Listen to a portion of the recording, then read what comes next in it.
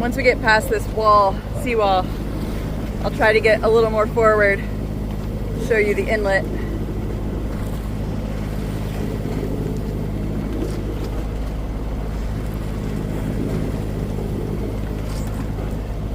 I see someone possibly fishing.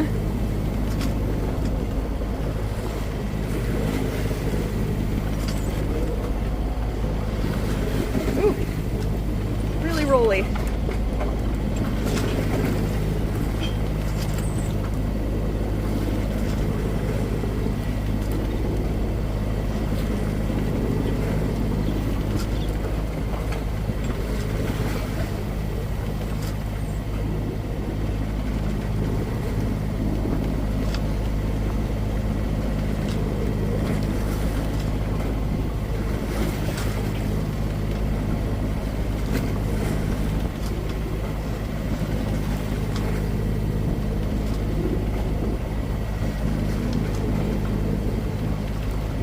Looks like might be a couple of ospreys over here.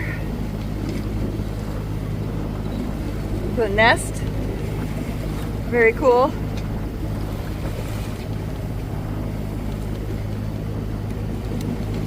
One of our better birds, I think.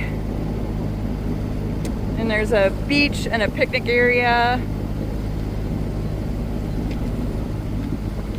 Yep, and there's our entrance buoy.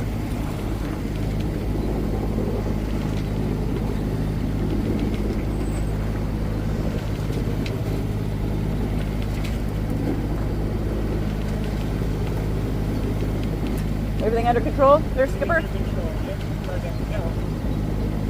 That's the illusion of control, if nothing else. They say we have the illusion of control. Isn't that all we ever have? That's probably true. And there's that green buoy we were lining up between.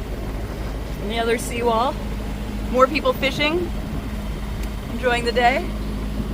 So let me show you. Inlets are always a little rougher because you've got deep water going to shallow water, so all that wind has been coming out of the west, blowing in this direction, so that's why it got so rocky as we were coming in. Once you're inside, obviously now we're almost perfectly back. So just to give you an idea, this is what we're looking at. So there's a little straight shot, then it curves, and then it'll end up in an anchorage. So, oops, I think it'll be pretty sweet. Sorry, Dad. I'm gonna move forward, try to see what this looks like. Looks like they're want us to go 5 miles per hour maximum. That should not be a problem. I think we can do that. But yeah, I think this will be a unique experience. You know, a lot of these anchorages, that at least the ones that I've been to, it's a cove, or it's a small area, you know, carved out, a little harbor, not like a creek that you can go 2 miles down and still have enough water to get your boat. Here's a little turn on that buoy.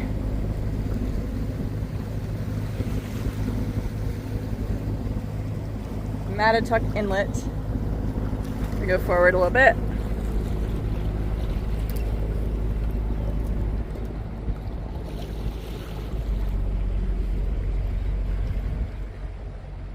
So obviously once we get inside, it's very protected already, and very little motion.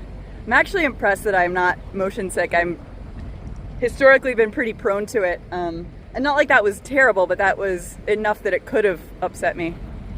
And here's some folks enjoying the water, which actually sounds really nice right now. What we're doing here, obviously we're not trying to get close to them, but this buoy is here for a reason. You want to keep the green on your left to port. The book that I was referring to says to, oh, more terns. Hi guys. The book says to keep to the outside bend in these bends because as you can see kind of up here where the sand is, there's shoaling around the inside of these little elbows. So it's a good idea.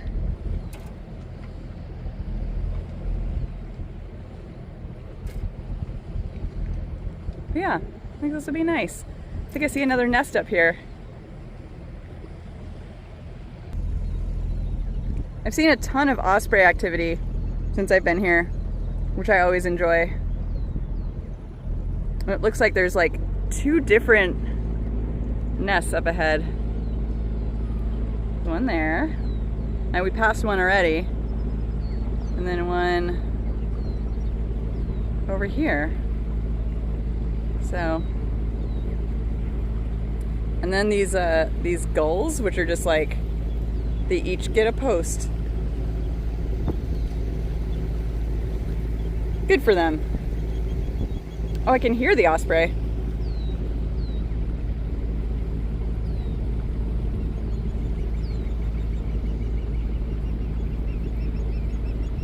Oh, and another nest actually back there. So yeah, looks like they're doing pretty well.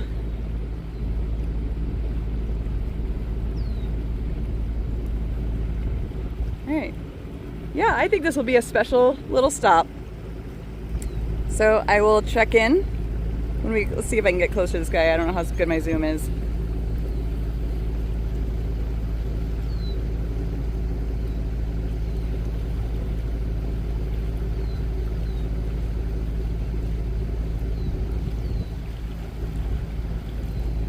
Think your nest is big enough? I think you're doing great.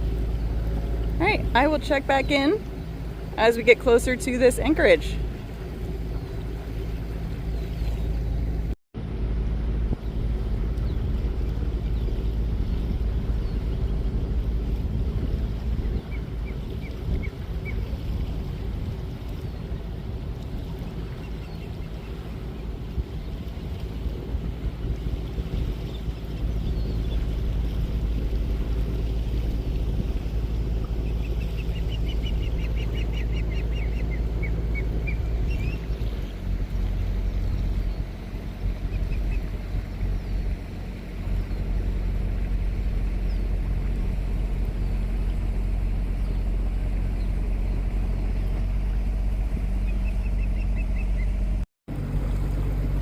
So heading further up Mattituck Creek, which is this beautiful egret in this marshland area.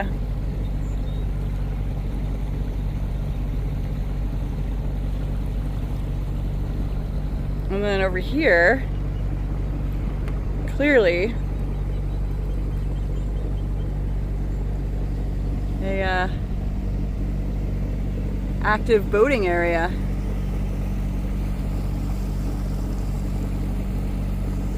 Do a little 360 here.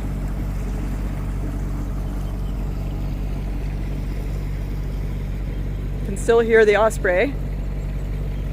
They're everywhere. I've counted maybe 5 or 6 nests, several young. Oh, here's more.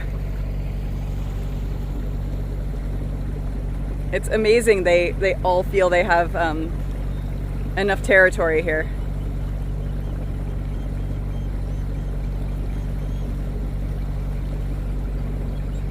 Yeah, there's 2 more nests right here.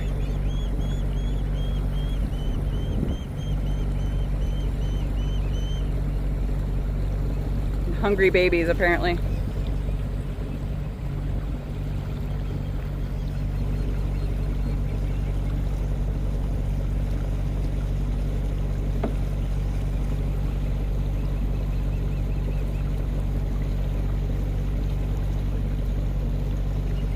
Yeah, we're out of the breeze now. So it's the other nest. So it's a little muggier than it felt before. But it's all right. It's a beautiful place. Oh, I lost the nest. There we go.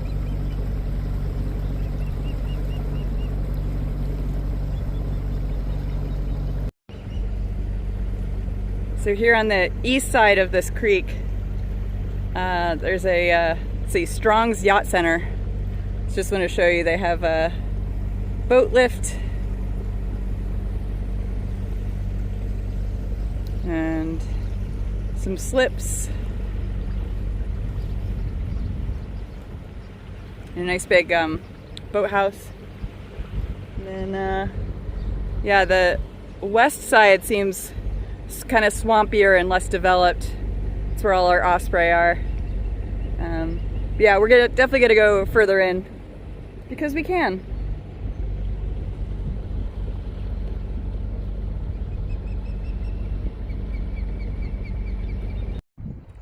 So we are safely anchored. At one point I will definitely film that process.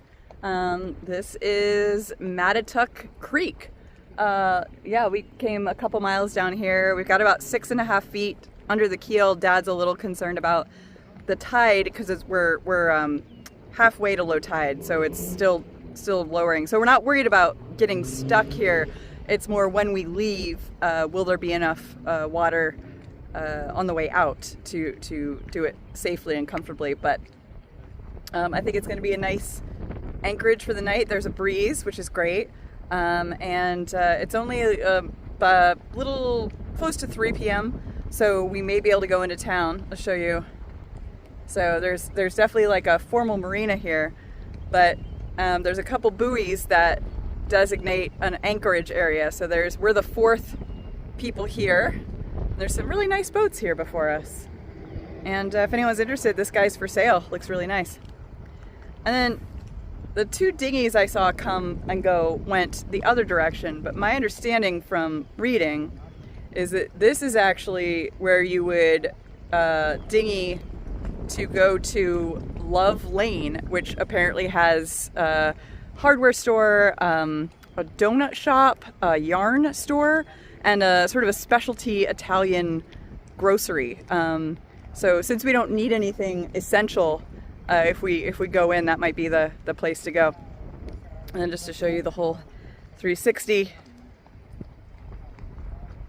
There we are. All right. So far, so good.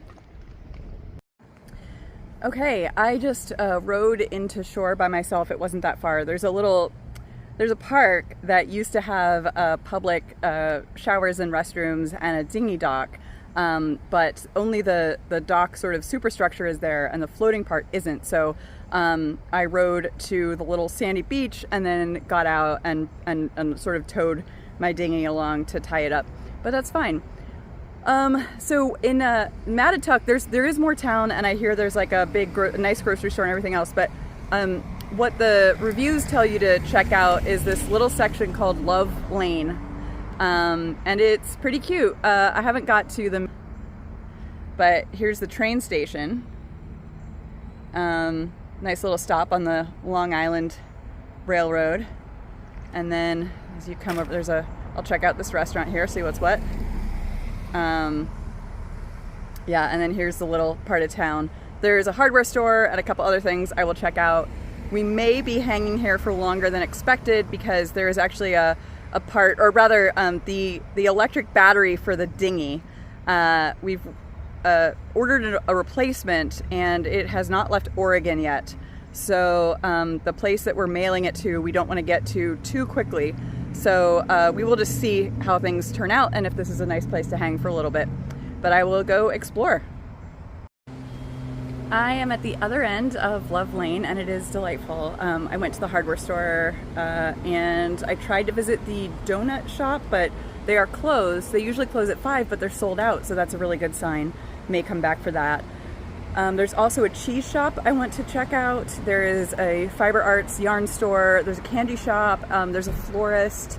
It looks like they are also closed. The florist, not everything else. Looks like a pretty nice breakfast place. So I think this will be a nice place if we have to stop here. I think it'll be fun. But let me show you the rest of this little area. So here's that florist. And as always, graveyard and a church. And some local color. Love it. Yeah. So yeah, I think this little area has like has its own little flavor. own little reputation. I have not gone in the Love Lane Market yet. That's the specialty, I believe, Italian store, but they close later, so I was gonna hit that after the cheese and the donuts. So yeah, if I find anything fun, I'll probably be purchasing it. I'm walking back to the dinghy. I don't like how the wind is picked up, which isn't to say it's going to be bad weather. I just, it's not far to row, but I am going to be rowing, and I could definitely see and start to smell the effect of the wildfires, which are not close to here, but definitely, if you saw in the news, the wind and the heat dome is pulling them this way. But I did get a couple things. I got myself these candy slices because I think they're yummy and they're hard to find. And I got Dad these sardines because he likes them. Well, I don't know if he likes these ones, but they're the ones they had. And this is unrelated to anything, but yeah, why not teach myself to crochet with a kid's crochet kit while I'm, here. This is Felix the Fox, but if I come up with a better name, I would like to name him after something to do with like the place we are, like Mattituck, but more fox related. Anyway, we'll find out. Osprey the fox. But yeah, let me show you what you have to cross here. So, like in between the dinghy dock, the inlet, and the little town, the little hamlet, is this crazy road. Which, would be a normal road if I was driving on it, but because I am walking across it, definitely an interesting thing to put in the middle. But there are stoplights at either end, so I'm gonna risk it.